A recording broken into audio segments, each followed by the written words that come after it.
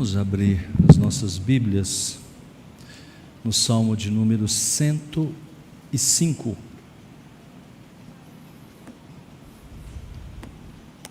Salmo de número 105.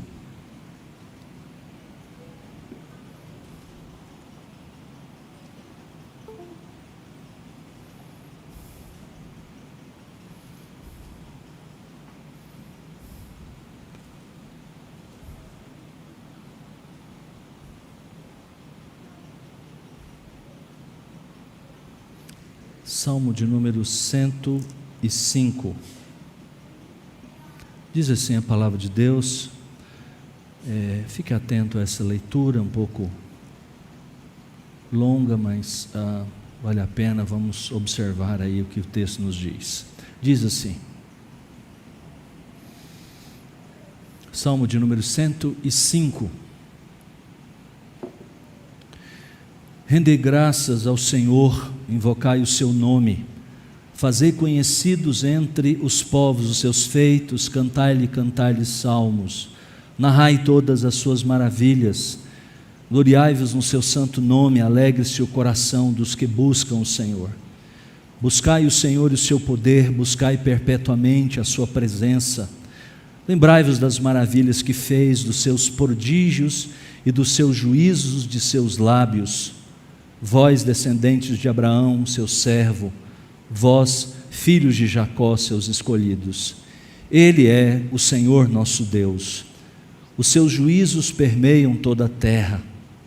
Lembra-se perpetuamente da sua aliança, da palavra que empenhou para 1000 gerações, da aliança que fez com Abraão e do juramento que fez a Isaque, o qual confirmou a Jacó por decreto e a Israel por aliança perpétua, dizendo: dar-te-ei a terra de Canaã, como quinhão da vossa herança. Então eram eles em pequeno número, pouquíssimos e forasteiros nela, andavam de nação em nação, de um reino para outro reino. A ninguém permitiu que os oprimisse, antes, por amor deles, repreendeu a reis, dizendo: não toqueis os meus ungidos, nem maltrateis os meus profetas. Fez vir fome sobre a terra e cortou os meios de se obter pão. Adiante deles enviou um homem, José, vendido como escravo, cujos pés apertaram com grilhões e a quem puseram em ferros, até cumprir-se a profecia a respeito dele e tê-lo provado a palavra do Senhor. O rei mandou soltá-lo. O potentado dos povos o pôs em liberdade. Constituiu o senhor de sua casa e mordomo de tudo que possuía, para a seu talante sujeitar os seus príncipes e aos seus anciãos ensinar a sabedoria. Então Israel entrou no Egito e Jacó peregrinou na terra de Cã. Deus fez sobremodo fecundo o seu povo e o tornou mais forte do que os seus opressores. Mudou-lhes o coração para que odiassem o seu povo e usassem de astúcia para com os seus servos. E lhes enviou Moisés, seu servo, e Arão, a quem escolhera, por meio dos quais fez entre eles os seus sinais e maravilhas na terra de Cã. Enviou trevas e tudo escureceu. E Moisés e Arão não foram rebeldes à sua palavra. Transformou-lhes as águas em sangue, e assim lhes fez morrer os peixes. Sua terra produziu rãs em abundância, até nos aposentos dos reis. Ele falou e vieram nuvens de moscas e piolhos em todo o seu país. Por chuva deu-lhe saraiva e fogo chamejante na sua terra. Devastou-lhes os vinhedos e os figueirais, e lhes quebrou as árvores dos seus limites. Ele falou e vieram gafanhotos e saltões sem conta, os quais devoraram toda a erva do país e comeram o fruto dos seus campos. Também feriu de morte a todos os primogênitos da sua terra, as primícias do seu vigor. Então fez sair do seu povo com praga, com prata e ouro, e entre as suas tribos não havia um só inválido. Alegrou-se o Egito quando eles saíram, porquanto lhes tinham infundido terror. ele estendeu uma nuvem que lhes servisse de toldo e um fogo para os alumiar de noite. Pediram, e ele fez vir codornizes e os saciou com o pão do céu. Fendeu a rocha, e dela brotaram águas, que correram qual torrente pelo deserto, porque estava lembrado da sua santa palavra e de Abraão, seu servo. E conduziu com alegria o seu povo, e com jubiloso canto os seus escolhidos. Deu-lhes as terras das nações, e eles se apossaram do trabalho dos povos, para que lhes guardassem os preceitos e lhes observassem as leis. Aleluia. Vamos orar?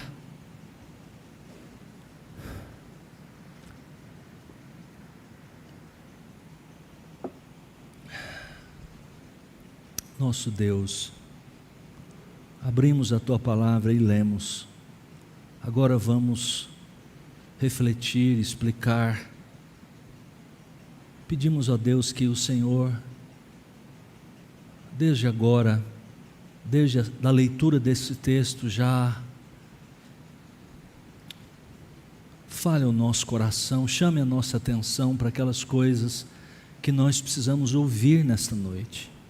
Não o que gostamos, não o que apreciamos, mas aquilo que nós precisamos ouvir. Fala conosco, Pai, abre os nossos olhos, as nossas mentes, os nossos corações. Tu conheces a todos aqui e todos os que estão ouvindo nessa noite. Por isso, mostra-nos o significado dos Teus propósitos para nós, da aliança do Senhor e das implicações para a vida do Teu povo e, portanto, para nós. Em nome de Jesus, é o que pedimos. Amém.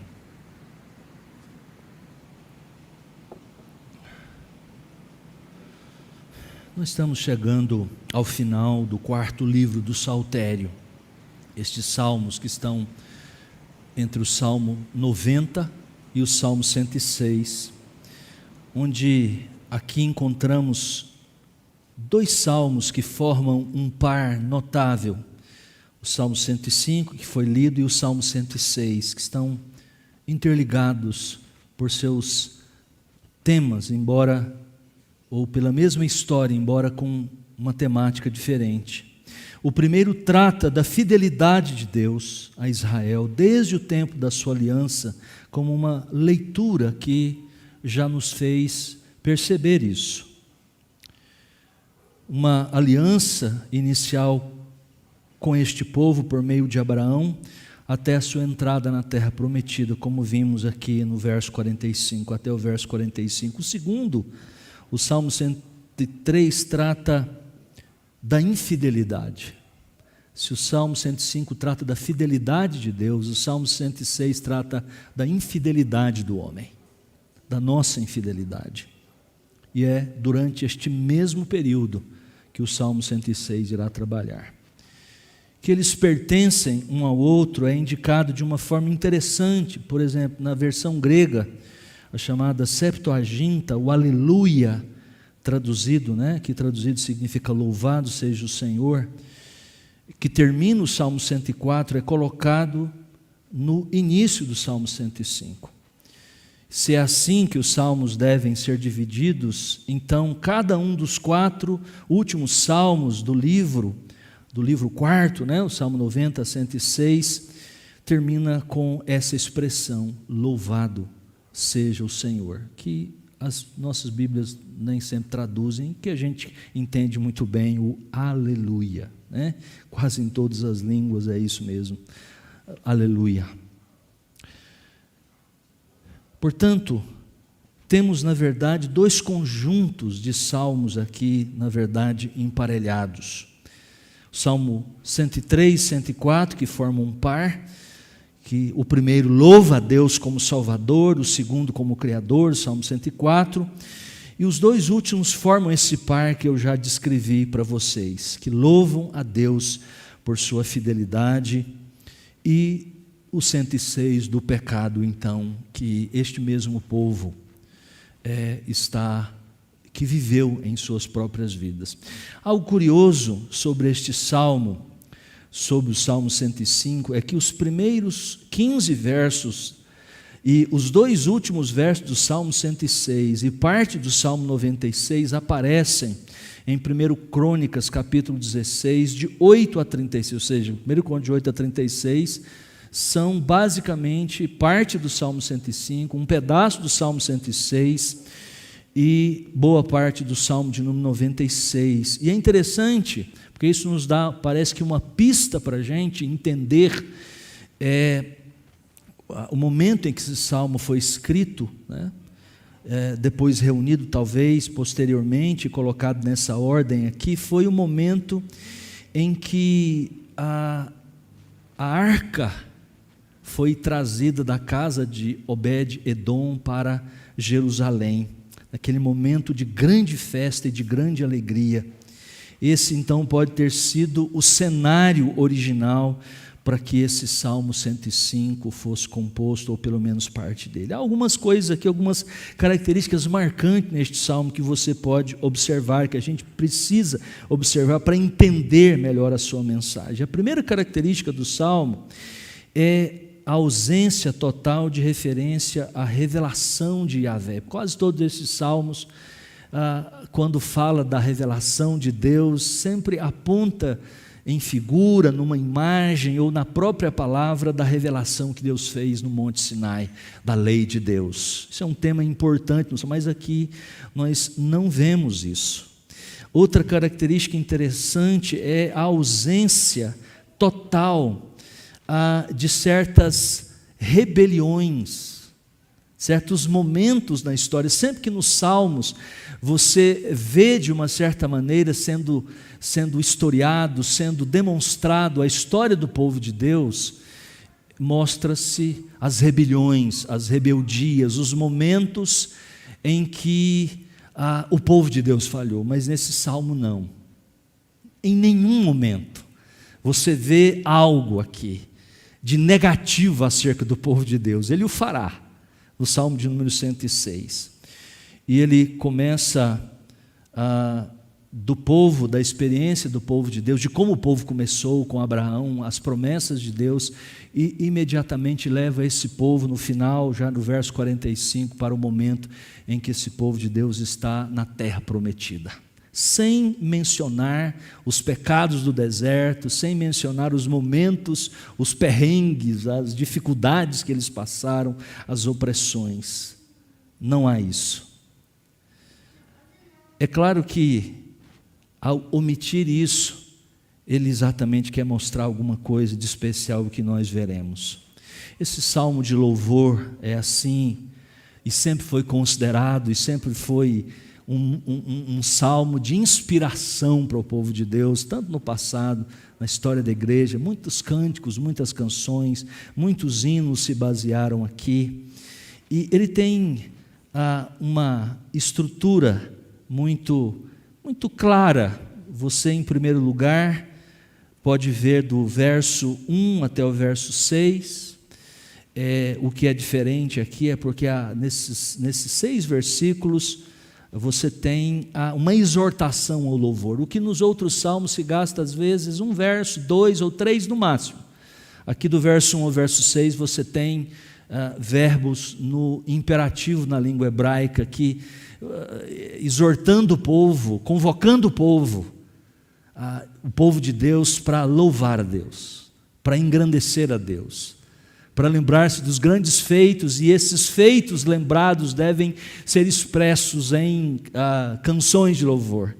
É assim que ele o faz. E depois você tem no corpo maior, do verso 7, no espaço maior do salmo, do verso 7 até o verso 45, quase que todo o salmo, só uma palavra fica por último, você tem as razões, o que os salmos de louvor fazem sempre. Você tem uma declaração de louvor, uma convocação para louvor, uma ordem para louvar, e aí depois disso são razões, são motivos que o povo de Deus no passado e que nós no presente temos para louvar a Deus. E ele faz isso do verso 7 até o verso 45, e por fim, uma última palavra, né, que termina o salmo com aleluia. Às vezes é um pouco maior essas manifestações de louvor, mas no final. Então essas são as 3 partes que nós vamos seguir aqui. Vamos caminhar por alguns momentos dentro dessa estrutura que o Salmo nos dá, e vamos observar aqui depois algumas implicações que a gente tem. O que Deus quer nos dizer. Eu espero que, na medida da exposição, a gente já comece a perceber algumas coisas que Deus tem para nós e, no final, algumas implicações disso, desse salmo para a nossa vida, que é um salmo que fala que nós devemos louvar a Deus. Louvar a Deus por sua fidelidade. O povo de Deus precisa enxergar o seu Deus, como de fato Ele é. Mas muito mais do que isso, enxergar-se como povo de Deus, dentro da aliança, do compromisso que Deus fez. Então veja, em primeiro, veja a exortação ao louvor, do verso 1 ao verso 6. A primeira estrofe, esse verso 1 a 6, começa com um versículo que nos diz, veja o verso 1, rendei graças ao Senhor, invocai o seu nome, fazei conhecidos entre os povos os seus feitos. 3 coisas estão sendo ditas aí: dar graças a Deus, ou rendei graças, invocai o seu nome, e proclamem, ou façam conhecidos aos outros as grandezas, os feitos do próprio Deus. E é uma maneira maravilhosa de começar. Inclusive, com essas mesmas palavras, o profeta Isaías, lá no capítulo 12, verso 4, faz exatamente dessa maneira, e as 3 declarações de exortação para louvor são feitas com as mesmas palavras, sem tirar e nem pôr nada. E lá ele diz que naquele dia, que no contexto de Isaías, quando o exílio terminar, é uma profecia acerca de tempos depois do exílio, quando o exílio terminar e a comunidade for restaurada, quando o Senhor que abandonou a sua ira e lhe trouxe conforto, eles deveriam então fazer estas coisas. Deveriam render graças a Deus, deveriam louvar o nome de Deus e fazer os feitos dele conhecidos, proclamarem esses feitos em todos os lugares. Pregador e pastor puritano Richard Baxter, um dos maiores pregadores do século XVII, chamado de um pregador não conformista, porque não se conformou com aquilo que estava acontecendo com a igreja na Inglaterra, e foram chamados assim, foram muitos deles perseguidos. Pastoreou numa pequena cidade durante toda a sua vida, basicamente, uma cidadezinha chamada Kidderminster, e onde morreu, inclusive. Seu ministério de pregação e seu método de discipulado, de casa em casa, visitando as pessoas, seu rebanho, foram tão bem-sucedidos que ele pôde relatar no final do seu pastorado, coisa mais ou menos assim: no dia do Senhor, ou seja, aos domingos, não havia desordem nas ruas, mas você podia ouvir uma centena de famílias cantando salmos, repetindo sermões, enquanto se passava por eles. Os historiadores dizem que, muito provavelmente, havia muitos motivos para esse incrível sucesso do pastor Richard Baxter naquela pequena cidade. Quase toda se converteu no seu tempo. Uma cidadezinha pequena, para aqueles tempos, era já pequena, 1.500 pessoas mais ou menos. Mas disse que 80%, 90% de toda a cidade tenha se rendido ao Senhor por causa do seu ministério. E eles dizem que talvez, a gente pode pelo menos dizer que uma das pistas pode ser encontrada nas palavras desse versículo que o pastor Richard Baxter colocou bem no seu púlpito, bem na frente. Estavam exatamente essas palavras do Salmo 105, verso 1, essas 3 declarações, e as que estão também em Isaías 12:4 repetidas. Estava lá: rendei graças ao Senhor, invocai o seu nome, fazei conhecidos entre os povos os seus feitos. Todos os dias, ele fazia isso. Ele não só colocou isso como algo para ser lembrado, mas ele vivia isso. Rendia graças a Deus, invocava o nome do Senhor e falava dos feitos de Deus. É isso que ele fazia e incentivava as pessoas a viverem, a praticarem isso. Não seria isso maravilhoso se nós tornássemos isso também uma prática para os nossos dias? Já pensou nisso? Que revolução haveria? Vamos começar para dentro das nossas casas.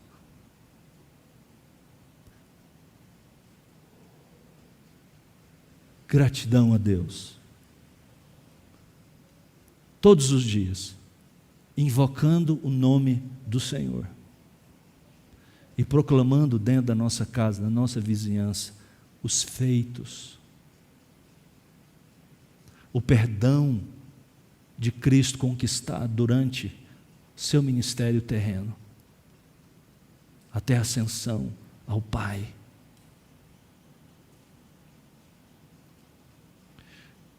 Esse versículo 1 nos dá 3 grandes imperativos: dar graças, dê graça, renda graça, invoque o nome, tornem conhecidas as obras, os feitos de Deus.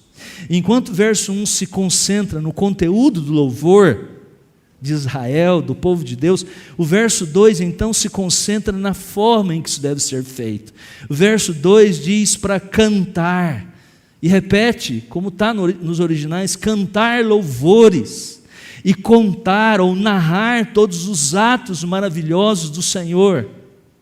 Já perceberam que quando nós cantamos, como no culto, nós estamos, muitas vezes não prestamos muita atenção, mas nós estamos narrando, nós estamos contando, nós estamos proclamando. Por isso que as canções precisam ser muito bíblicas, porque elas falam conosco. Os reformadores exatamente falaram dos cantos congregacionais, precisavam ser expressões legítimas da palavra de Deus. Não o que nós achamos acerca de Deus, mas do que Deus acha de si mesmo e das relações nossas com Ele.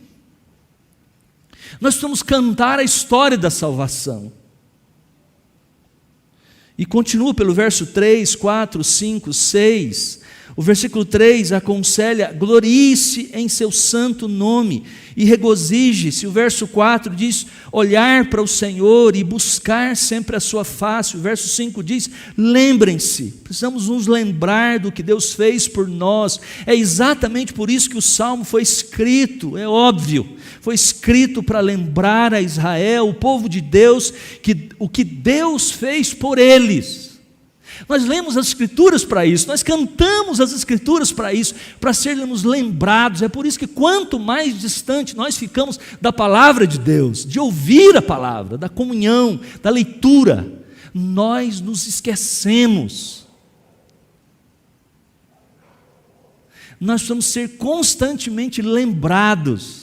C.S. Lewis nos faz enxergar isso através do seu livrinho, As Cartas do Inferno, As Cartas de um Diabo ao Seu Aprendiz, porque ele, a certo momento na carta, ele diz assim: incite o seu paciente, que é o crente que se converteu, o novato, ele diz: olha, incite ele a não participar, a achar que está bom, já foi muito. Porque os seres humanos não sabem, não entendem que eles precisam ser constantemente lembrados das coisas que eles aprenderam.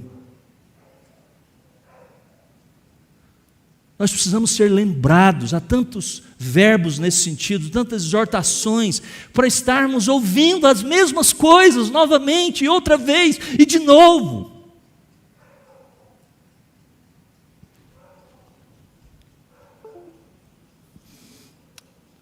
A segunda parte, maior do nosso texto, do verso 7 ao verso 45, nos mostram as razões agora para isso. Há razões para isso. E veja, você tem nessa parte em que ele dá as razões, pelo menos 5 estrofes, 5 pedaços. E eu vou basicamente olhá-las à luz de 2 ou 3 temas principais para fazer um resumo. Primeiro, ele fala que uma das razões é a própria identidade de Deus. Quem é o nosso Deus? E depois ele faz ilustrações, conta a história do povo de Deus desde Abrão até chegar no cumprimento da promessa da terra, e menciona o nome Abraão de novo.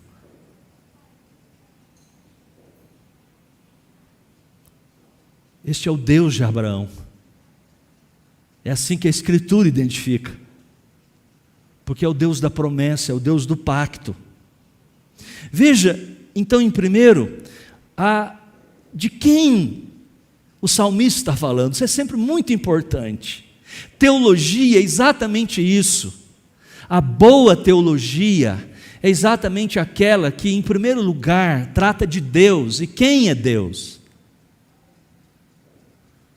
A Escritura Sagrada é o compêndio, é o livro, o único.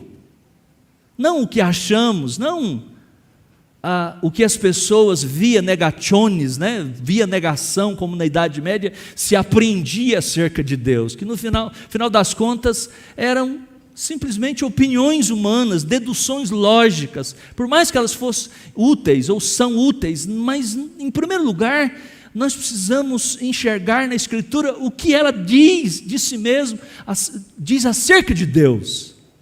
E é isso que ele faz do verso 7 até o verso de número 11.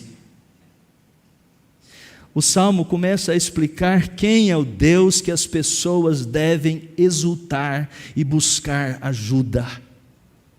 O verso 7, a parte A, resume as implicações de todos os versos 1 a 6. E a parte B vai um pouco mais além, mas bastante significativo. Nosso Deus não é meramente uma divindade local adorada por um povo particular, insignificante, em um lugar sem importância. Absolutamente. Veja o que ele diz: Ele é o Senhor, nosso Deus, e os seus juízos permeiam toda a terra. Eles estavam acostumados com esses conceitos de divindades, o Deus ali dos amorreus, então ele dominava sobre aquela situação, o Deus disso, daquele lugar e daquilo, o Deus disso, daquilo outro. Veja a amplitude, a amplidão, veja que Deus ele está falando, não é um Deus de uma tribo, porque se fossem julgar pelo começo do povo de Israel e depois por alguns momentos da história deles, e era assim que eram representados. Por que os deuses da Síria, dos egípcios, quando eram as superpotências mundiais, eram considerados e o povo lá os adorava? Porque era uma superpotência mundial, então eles entendiam que a vida era assim. Se aquela grande nação, os assírios, os babilônios venceram, é porque os seus deuses eram superiores aos outros deuses. Mas essa é a grande revelação para o povo daquela época. Deus, o Deus de Israel, que é chamado aqui de Senhor, na língua hebraica, Yahvé, o eu grande eu sou, literalmente, o que tem autoexistência, é autoexistente, absoluto, que não depende de ninguém, de nada, é eterno. Ele é o Deus verdadeiro, que está por trás de todos os movimentos da história. Ele é o Senhor nosso Deus, os seus juízos permeiam toda a terra. Os seus juízos permeiam toda a terra.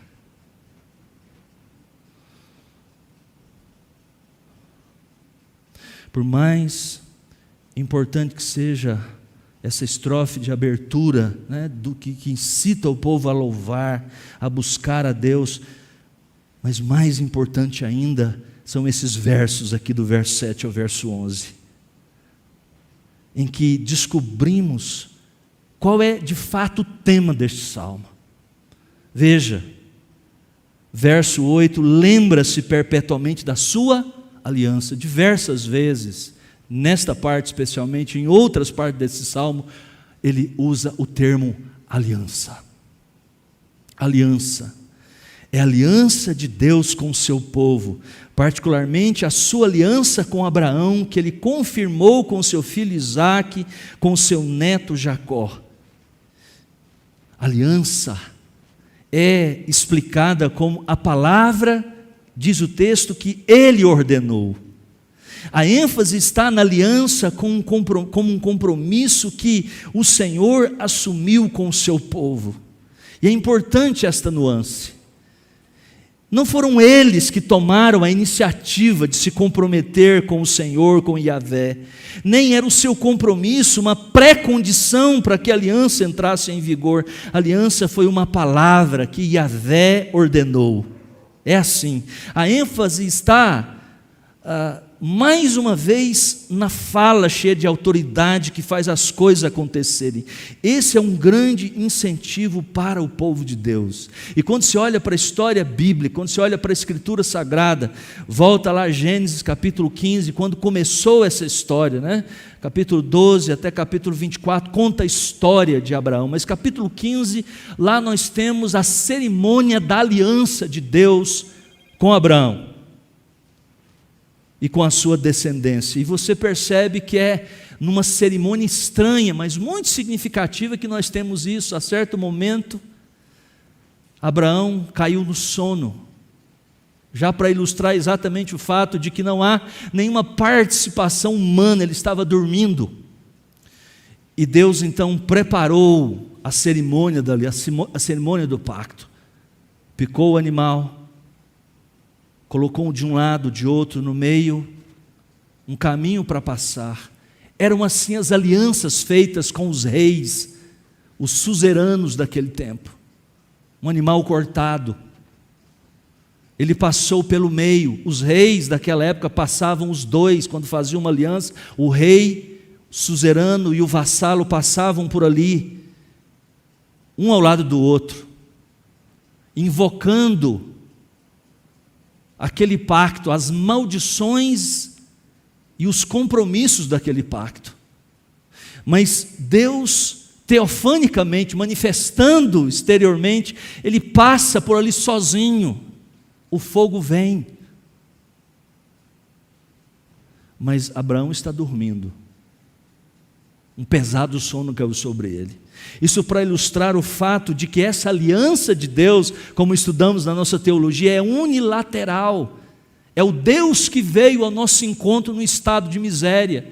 Não havia nada, nenhuma pré-condição em nós, nenhuma obra em nós. Isso para ilustrar algo que permeia as Escrituras inteiras, de que o Deus soberano nos escolhe, sem previsão de obras. Ele não viu absolutamente nada e nunca faríamos algo por nossa própria relação com Ele, por nossa salvação.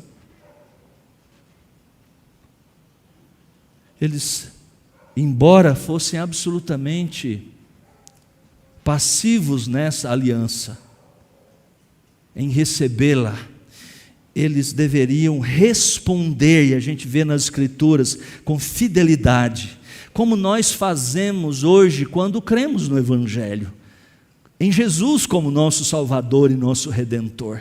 Porque na verdade, como diz o apóstolo João no seu Evangelho, Abraão viu o dia de Jesus, e ele confiou naquilo, de uma maneira simbólica é verdade, profética na verdade, mas ele creu em Jesus. E infelizmente este conceito de aliança, tão importante para a nossa teologia e também para a nossa vida cristã, foi ofuscado pelo subjetivismo avivalista e pentecostal do nosso tempo. E nós precisamos resgatá-lo, ou resgatar esse conceito, trazê-lo de volta para uma boa compreensão, uma compreensão correta da nossa relação com Deus.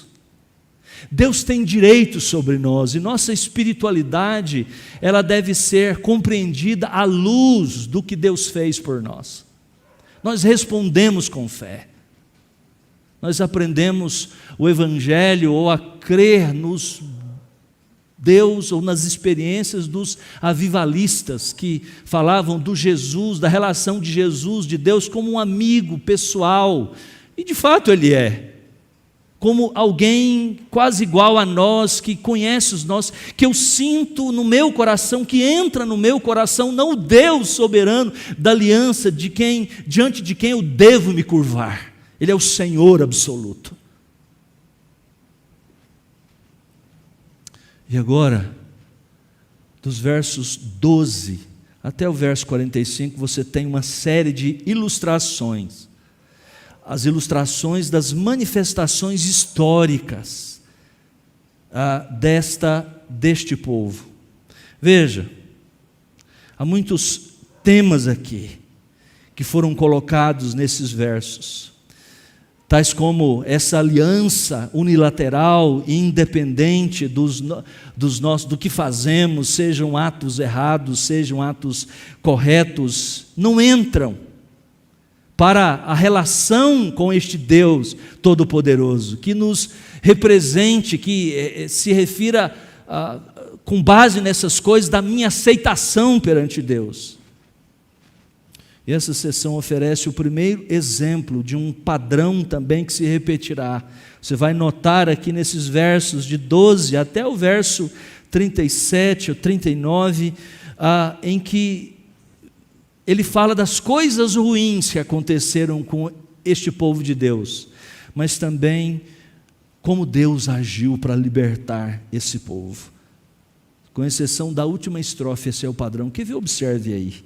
Verso 12: então eram eles em pequeno número, pouquíssimos e forasteiros nela, andavam de nação em nação, de um reino para outro reino, a ninguém permitiu que os oprimisse, antes, por amor a eles, por amor deles, repreendeu a todos. Veja o verso 16: fez vir fome sobre a terra e cortou os meios de se obter pão. Adiante deles enviou um homem que sofreu bastante, está descrito aí, até no verso de cumprir-se a profecia.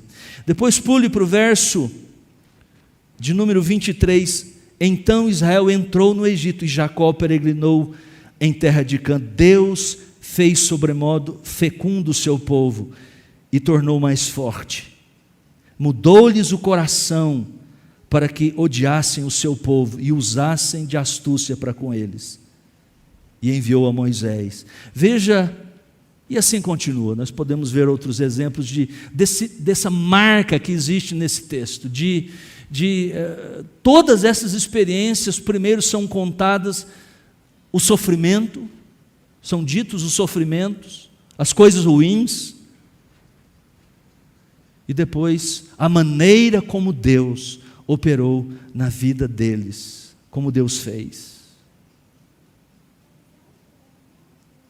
Verso 12 ao verso 15, a primeira ilustração de como Deus faz.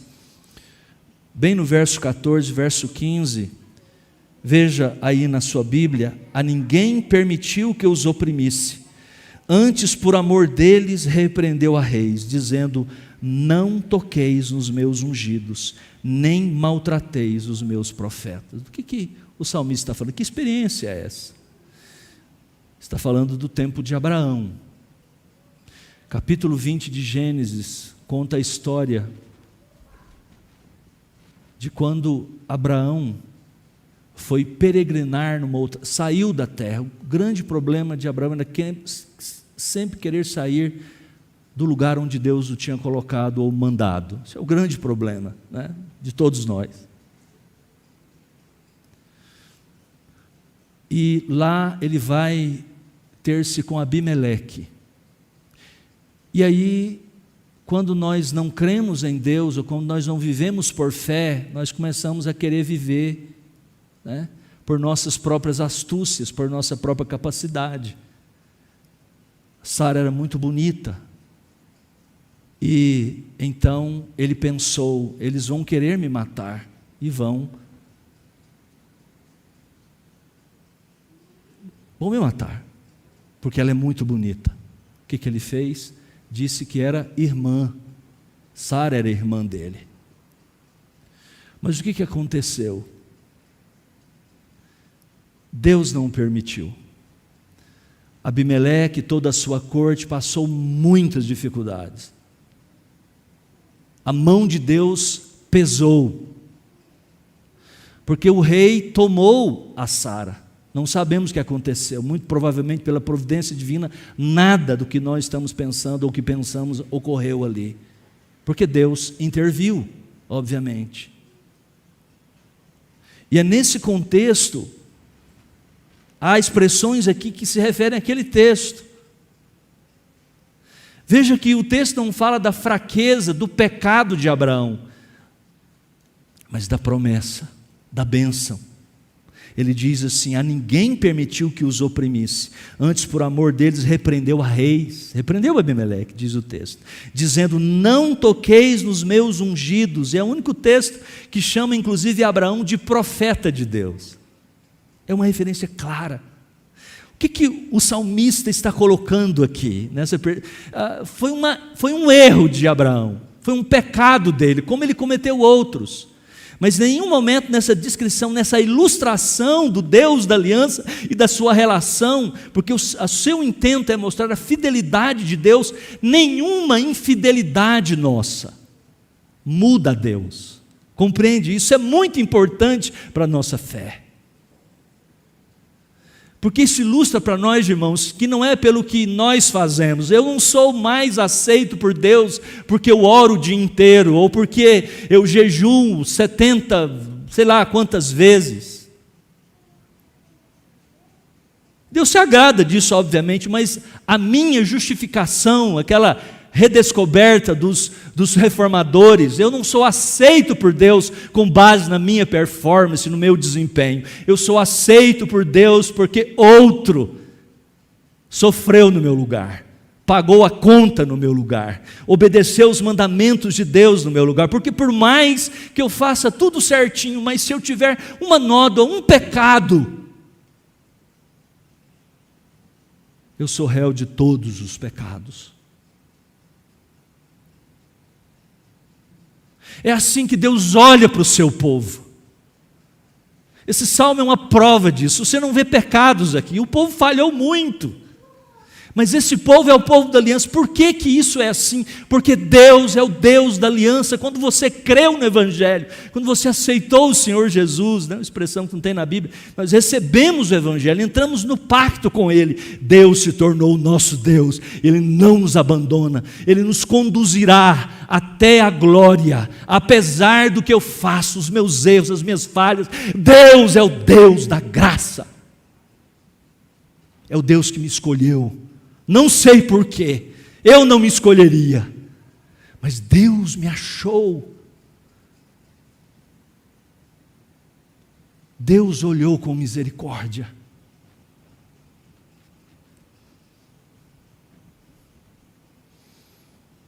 Veja a história de Israel no Egito, verso 23 até o verso 26.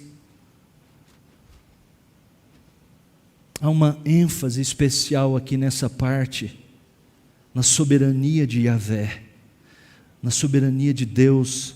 Várias vezes você verá que ele usa o pronome ele, referindo-se a Deus, apontando para o Senhor. Ora, numa forma que a gramática hebraica, com sufixos chamados pronominais, ou seja, referente à pessoa. Ora, enfatizando com o próprio pronome pessoal, enfatizando que é Ele, é dele, é para Ele, são todas as coisas. E aqui ele descreve, se você der uma olhada nesses versos, a partir do verso 25, quase todas as pragas do Egito são mencionadas. Do verso 25 até o verso de 36, cada uma, só 2 delas não são mencionadas aqui, mas 8 delas são mencionadas, dizendo o que Deus estava por trás de todas essas coisas. E para a gente entender aquelas pragas do Egito, nós precisamos entender que elas foram dirigidas, na verdade, contra os deuses e deusas do Egito, e visavam mostrar a superioridade do Deus de Israel sobre os deuses egípcios. Na verdade, que não eram pragas, né? Nas nossas histórias infantis, ou talvez nós mesmos, encantados ali com os pormenores, percamos de vista exatamente isso, de que não são meras pragas, certas maldições sobre as pessoas, mas são juízos, acima de tudo, sobre os deuses dos egípcios. Cada uma daquelas pragas tocaram em algum objeto, algum Deus em que eles confiavam, e é como se Deus estivesse dizendo: vocês estão confiando nisso. E o próprio povo de Deus, mergulhado naquela cultura por 400 anos, muitos deles acreditavam que piolho era Deus, que rã era Deus, porque os egípcios confiavam nisso, que o Nilo era o grande Deus, que Faraó era o Deus manifesto. Mas um por um os deuses foram sendo destruídos, foram sendo apresentados como insuficientes. Havia os deuses da terra, os deuses da água, os deuses do ar, e todos eles foram desmascarados. O último deles, o Deus que se manifestou entre os homens, que era Faraó, o rei do Egito, teve os seus filhos, teve o seu filho primogênito e todos os primogênitos mortos dos egípcios, para mostrar que Deus é maior do que tudo e do que todos. E por último, do verso 37 a 45, a última ilustração histórica, que é do período em que o povo sai do Egito. Veja o verso de número 37. Então fez sair o seu povo com prata e ouro, e entre as suas tribos não havia um só inválido. Alegrou-se o Egito quando eles saíram, porquanto lhes tinham infundido terror. Ele estendeu uma nuvem que lhes servisse de toldo, de proteção, e um fogo para os alumiar de noite. Pediram, e ele fez vir codornizes e os saciou com o pão do céu, e assim até o final. Essa última estrofe segue mostrando Israel ao longo dos anos de sua peregrinação pelo deserto. Não se menciona nenhuma falha deles, esse não é o propósito, mas simplesmente o propósito é mostrar que Deus cumpre a sua palavra, Ele cumpre a sua palavra. Nós não podemos perder isso de vista como a principal preocupação do salmista, pois depois de mencionar esses 3 grandes milagres, ou os 3 grandes milagres da provisão de Deus, registrados aí no verso 39, verso 40, de proteção do povo, por alimentar o povo durante todo o período de 40 anos, ele ainda termina mencionando Abraão, dizendo que foi por causa da aliança com Abraão. Verso 42, porque estava lembrado da sua santa palavra e de Abraão, o seu servo. Foi por isso. Porque Deus, quando faz uma aliança, essa aliança, lá, nesse caso com Abraão, é irrevogável. Essa é incondicional. Existem alianças condicionais na Bíblia, mas essa aliança feita com Abraão é incondicional, nada muda.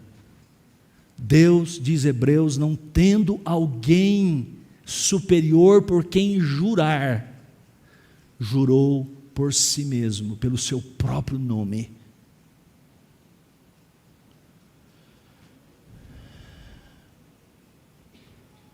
Termina o salmo como os outros que terminaram. Aleluia. Essa é a última parte, numa palavra: louvado seja o nome do Senhor.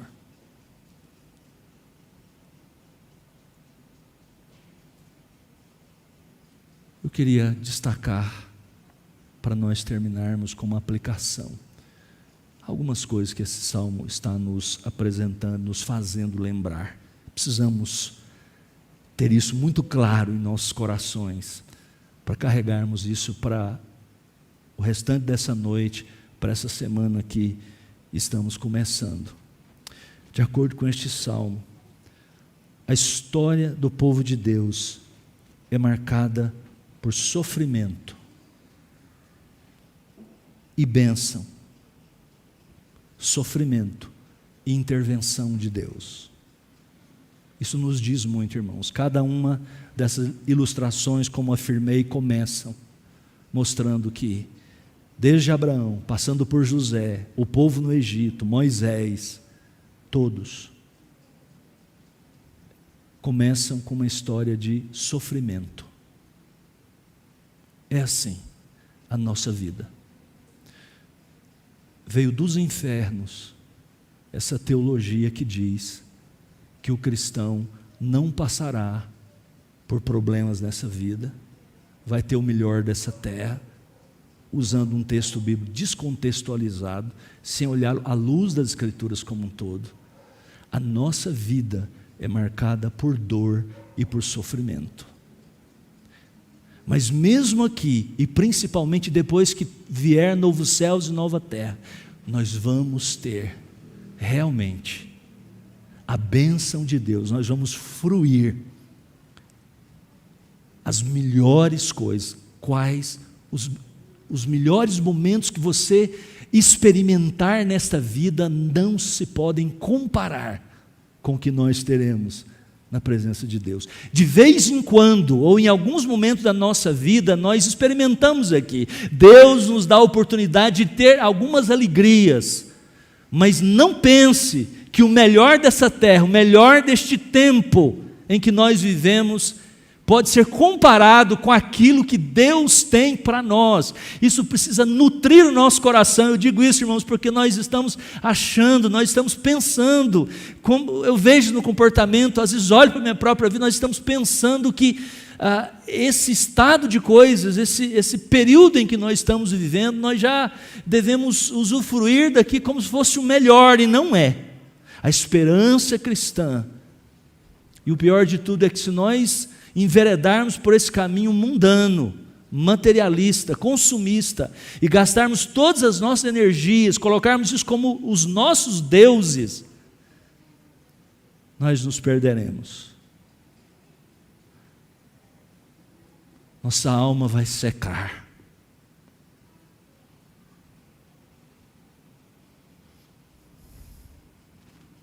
Deus nos dá muitos vislumbres aqui, como disse.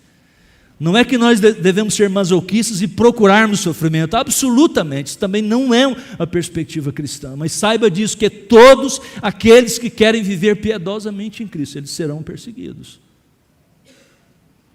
Ou outra coisa qualquer, nós estamos sujeitos a coisa, vem pandemia, vem sobre todos nós, vem doença, pode vir sobre todos que estão sobre a face da terra. Mas nós temos, é isso que eu quero destacar, o Deus soberano, o Deus que se aliançou conosco, que se comprometeu conosco, de que essas coisas não atingem o mais importante da nossa vida, que é a nossa fé em Deus, Ele nos manterá no seu caminho, não porque nós somos bons, não porque a gente é fiel em todo o tempo, mas porque Deus fez uma aliança conosco, que nós perseveraremos. Essa é a perseverança dos santos. Porque Ele nos preserva de cairmos, nós perseveramos na sua palavra. A aliança faz do povo de Deus realmente um povo escolhido, um povo seleto, o único povo escolhido de Deus sobre a face da terra, mas essa escolha leva a ser um povo santo. Olha o verso 45, ele termina assim, 44, deu-lhes terras às nações, eles apossaram do trabalho dos povos, para que lhe guardassem os preceitos e lhe observassem as leis. Compreende?